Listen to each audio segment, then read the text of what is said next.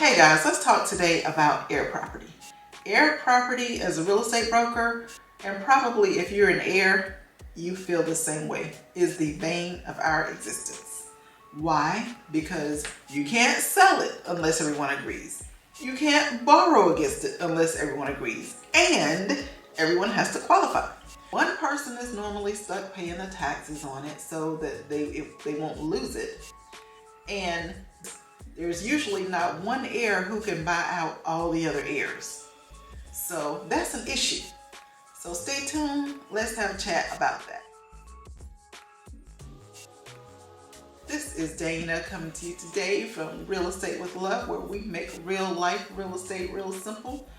And if you like anything that I am getting ready to tell you today, how about hit that like button, rate, and subscribe? I would surely appreciate it. Now, let's get started.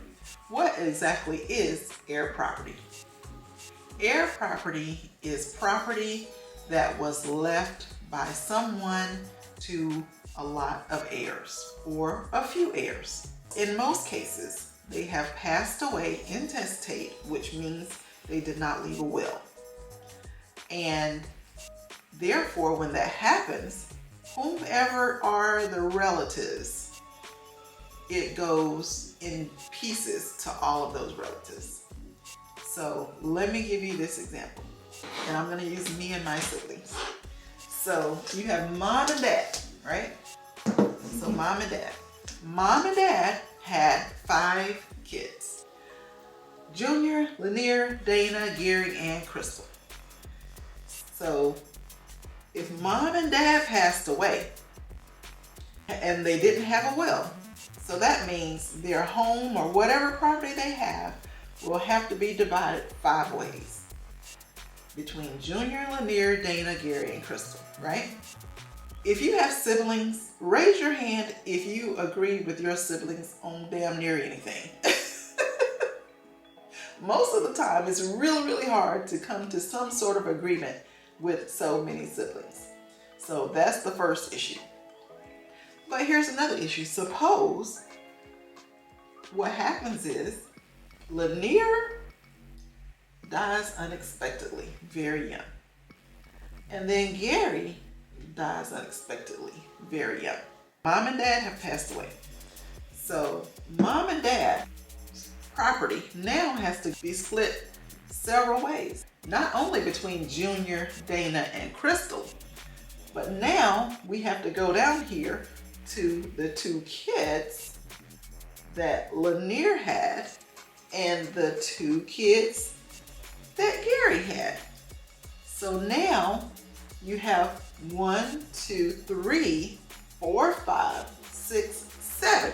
So you've gone to from 5 people that have to agree to 7 people that now have to agree to do something with this property. So we had a problem getting 5 people to agree. You think we're gonna have a problem getting 7 people to agree? And what happens if you can't even find some of these folks, right? So say you were estranged or something happened or you had a falling out and you don't even know where your brother's kids are. Where in the world are they? You don't have a phone number for them. You don't have an email. You can't fly a pigeon to wherever in the world they are for the address. So you're wondering how to even get in touch with these folks, right? So you can't sell it because all 7 people have to agree. And if you can't find 1 or 2 or 3 of the people, then guess what? You cannot sell this property. It's just sitting there, right? So that's the first issue. You also have the issue of who's going to pay the taxes on mom and dad's property, or now that mom and dad's gone, all of our property. Who out of the 7 of us, who's going to pay the taxes? Usually the one who is the most responsible out of the 7 is the one who's going to be stuck paying taxes because they don't want to see the property be repossessed by the county or state or whatever, right? So they're going to be stuck paying the taxes. All right, so we can't sell it. One person's paying the taxes. So now maybe we can borrow against it. Maybe it's a house that somebody could stay in, but maybe we could borrow against the property and fix it up because it's about to fall down, right? Well, guess what? One, somebody has to qualify for this loan. And two, guess what? The bank is not going to touch this property with 7 owners. They're just not going to do it. I don't care if you do agree. They're not going to touch this property with 7 owners, which comes to my third point.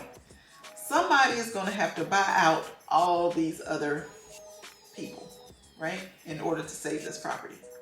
So let's say me, Dana, say, okay, this property is worth $100,000. So I'm going to pay, what's 100,000 divided by 7? That is, I'm sorry, I gotta divide by 7. So that means I have to pay each person $14,000, right? Times 6. So that means I have to come up with $85,000 to pay all the other people to buy them out. Because I have to pay $14,000 a piece to them to buy them out of this property. Suppose I don't have $85,000, or I can't go to the bank and get $85,000 just to buy all of them out. So then what?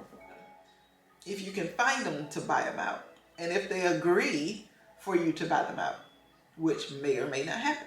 So you see the problem with Heir Property? And guess what? The longer this goes on without some sort of remedy, the worse it gets. Because guess what? None of us live forever. People die, right? So guess what's going to happen? Junior's going to die someday. Dana's going to die someday. Crystal's going to die someday. And guess what?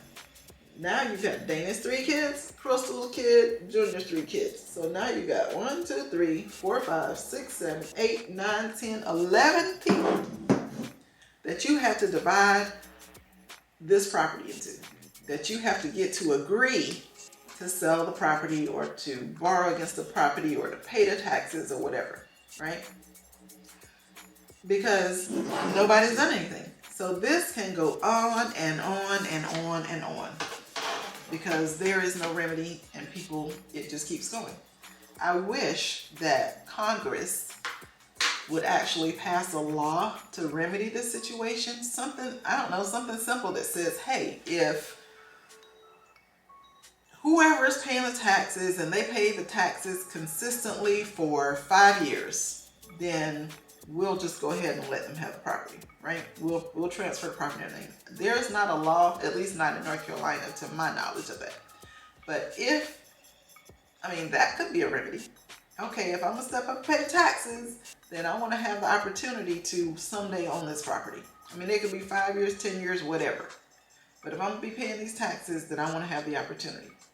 Then another thing I've run into, okay, I've paid the taxes. Somehow we've gotten everybody to agree. Well, what about, can I get reimbursed for all the taxes I've been paying all these years? The siblings have to agree to that too. Maybe they don't want to reimburse you for all the taxes you've been paying all these years. Because, that's only fair, but that doesn't mean they're going to agree to it. So, I don't know, maybe someday Congress will do something, state legislature or whoever will do something to remedy this situation.